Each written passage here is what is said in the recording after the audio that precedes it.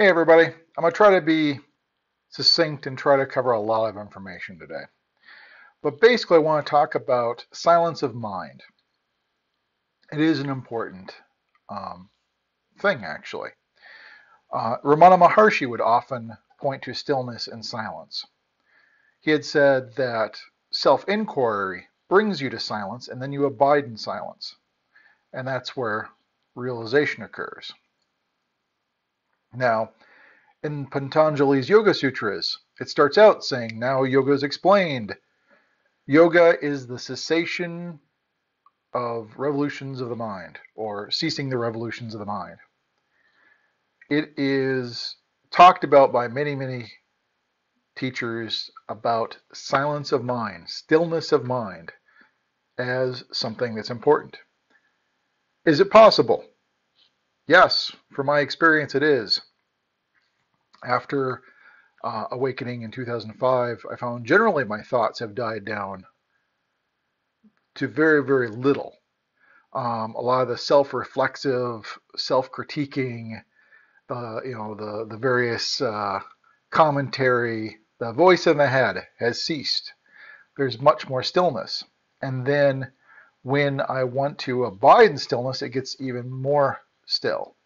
For example, I went on a silent and solitary retreat in the fall for a few days. And admittedly, the first day, with absolutely no distractions, no reading, no TV, no radio, no human contact, not seeing anyone, no spoken language, not talking. The total lack of stimuli did send the mind into, I think, the first 24 hours. I had been thinking more, and there was more noise than there had been in months, if not years. And but after that first day, it died down to um, pretty much nothing. And there was just this deep silence for 2 days straight. So, and in saying this, I'll caution against the whole all or nothing. Don't try to be absolutist and say, well, there should never be um, a thought that comes up. Because as soon as you try to make a rule like that or resist thought in that way that much, it will cause more thoughts to arise. You cannot resist or fight thought. It just makes it worse. So to a certain extent, there's been a lot of pointers to try to bring people to stillness of mind.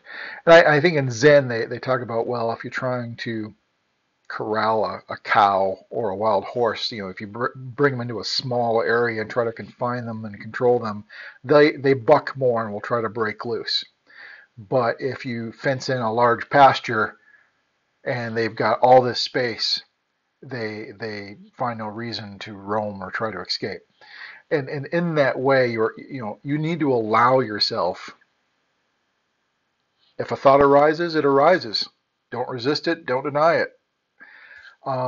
It's kind of like Alan Watts once said, if you find yourself stuck, you have to allow yourself to be stuck or unstuck, and then you find you're unstuck. Thought is kind of like that. If you allow thought or no thought, it allows for a possibility of no thought. But if you don't allow for thought, if you try to resist it, then it will bring more thought. And so there's been a lot of practices. Ramana Maharshi pointed to self-inquiry as a way to bring you into silence and stillness. For me, I found just being present, feeling the body, the sensations of the body, very kinesthetic.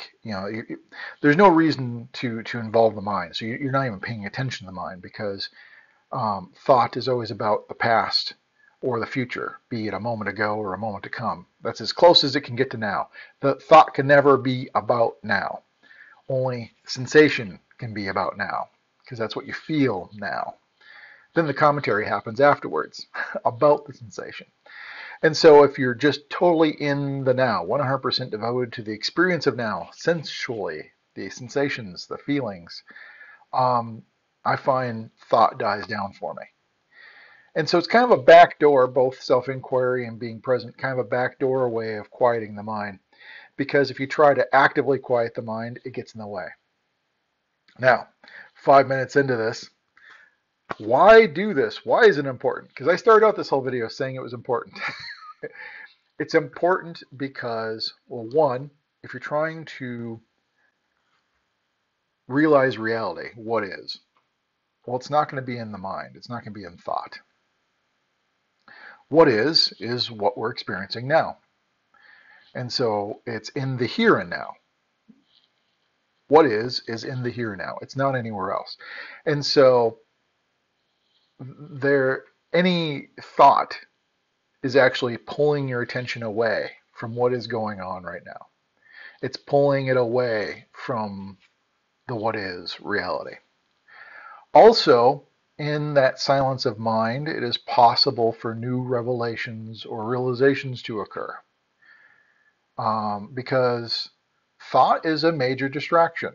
Now, I'm not trying to label it or demonize thought, saying you should get rid of thought because it's a distraction. But you have to admit, it is a noise in terms of when you're trying to, again, if you're just trying to feel the now and experience the now and pay attention to the now, thought is a distraction because thought isn't about now. It's trying to commentate about now. And so that, in that way, someone can be so trapped in thought to lose awareness of the now and trip over their own feet or trip on a crack on the sidewalk or bump into a lamppost because they just simply didn't see it. They weren't aware. They were in their head. And that's the way thought can be a distraction.